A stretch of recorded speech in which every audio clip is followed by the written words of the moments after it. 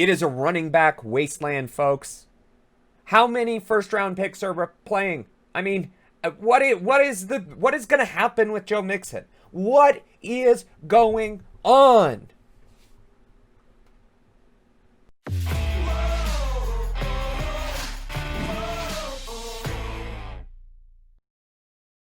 Welcome to another episode of Fantasy Football Free for All. This is week 11. Holy crap, the season is over halfway.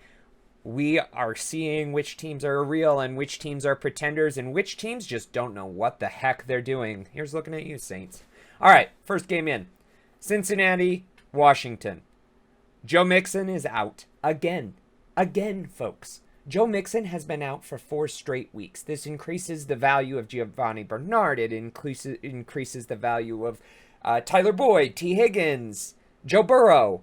Because what we have is now this team is desperate. They have to move the ball. And Joe Burrow has been as advertised. Listen, folks, he is good. It's tough to admit that a rookie on the Bengals is good, but he is. And this team is on the rise. On the other side of the ball, we have a struggling team. Alex Smith, what a story. I am so happy he's back in the NFL, but this team is nothing that you're excited about. What you are excited about is Gibson and Terry McLaurin. Antonio Gibson and Terry McLaurin are the 2 starters on this offense, and they're the folks that you're going to look at. There are no injuries that you're really worried about. Dontrell Inman or Isaiah Wright, neither of those were folks you were relying on. So, it's fine. For Falcons Saints, oh my goodness. The Falcons are pretty healthy. So you're starting Calvin Ridley. You're starting everybody and anybody that you need on that team. Todd Gurley, I'm not as excited about. I think the defense is stout, and Todd Gurley is not the same player he was. On the Saints, though, obviously Drew Brees is out. And they have decided that Taysom Hill is their future. I don't know what they are thinking. I don't know if they're essentially tanking. I don't know what they are doing. They're probably going to win this game on the back of Alvin Kamara, but it's honestly just such a perplexing move by Sean Payton. I don't understand it. I just wish that they would say, okay, this is why we're doing this. But he's a gadget player that you're paying like $11 million a year for? What the heck are you thinking? What are you thinking? All right, Steelers at Jacksonville. The Steelers are relatively healthy. Jalen Samuels is out, but you weren't starting him. You're running everybody out like you would. It's a team that is going to feast on this poor Jaguars team. James O'Shaughnessy, Laviska Shenault are both out. They're both droppable if they are in any of your leagues. And then we've got Gardner Minshew. The time of Minshew Mania is over. I am very sad about that. I hope that, a team takes a shot on him. I think he is good, and the Jaguars are just a deplorable team. So I hope he gets another go. I would love to see him perhaps at the Broncos, perhaps at the Vikings, someplace that is in desperate need of a kind of a remix. And you have to remember, Gardner Minshew is will be a third-year player next year. I mean, he has a lot to give, and he has had essentially no training. This is a team in shambles, and he is better than what his record says. The Pats at Texans, listen, I mean, every single defensive and offensive player not named Cam Newton is on this list. Damian Harris, N'Keal Harry, Ryan Izzo. Then the list goes on and on and on. But the Texans suck. They're terrible. So you're going to start Cam Newton this week. You are. Julian Edelman is not back. I think that Bird is probably where you're at, or Myers. For the Pats wide receiver core, but you're not excited. Texans, what we've got here is Kenny Stills is questionable. Laramie Tunsil is questionable. This team is really hurt. David Johnson is on IR. Duke Johnson's not that good. Deshaun Watson, is also probably a borderline fantasy starter, but that's about it on this team. I'm not really excited about him. I don't think you should be either. Eagles at Browns. Listen, Myles Garrett is out. He is on the COVID reserve list. That is a huge freaking deal. He is a key player in this Browns defense, and that directly corresponds to the lack of production on offense. If the Browns get down because their defense is so hurt from losing him, they're not getting back up. And so I am very worried about this team. Additionally, the Eagles are finally healthy. We could really see just an absolute clubbing of the Browns this week. Lions at Panthers. This probably has the most relevant injury news. We've got Kenny Golladay. He is out. Danny Amendola out. DeAndre Swift out. Matt Stafford questionable. I mean, those are 4 fantasy starters that are not going to be playing or are so depleted in their core of players that you shouldn't go within 10 feet of this. If you are absolutely desperate, you will play Adrian Peterson. Kerryon Johnson is nothing but an what the heck flex maybe at best. I mean, maybe he falls in the end zone, but you're not excited about it. For the Panthers, we've got Christian McCaffrey. He's out. Mike Davis is questionable. Teddy Bridgewater is questionable. This team looks very different without Teddy, Davis, and Christian McCaffrey. If Teddy does not play, you do not play any, I repeat, any Panthers player. It is a no-fly zone. Don't waste your time. I understand the Lions are bad, but the backup quarterback situation here is rough. So, just be warned. Titans at Ravens. Now, this is a game I'm excited for. The Ravens are down after losing to the Patriots. They don't have really any reason to be.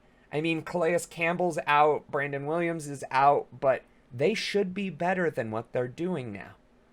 I don't know if there's something where teams have finally figured out Lamar Jackson, or if there's some internal quirk that's not quite working out.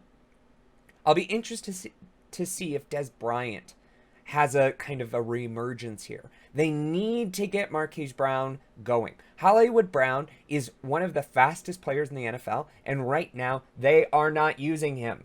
And what they're doing is perplexing. So if they want to turn their season around and get back in competition with the Steelers, and heck, even with the Browns, they need to make changes.